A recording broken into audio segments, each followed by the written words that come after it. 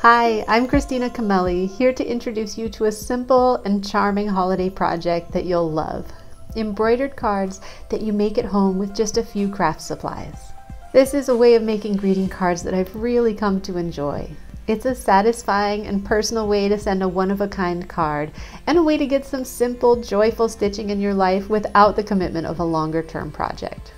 These cards are the perfect middle ground between a larger handmade gift and a simple store-bought card, and they're sure to surprise whoever you give them to. I'll teach you all about the supplies I use, and even how to make your own fancy envelope if you'd like an extra special touch. Even if you've never embroidered before, you can hand stitch your holiday cards this year using these simple video tutorials.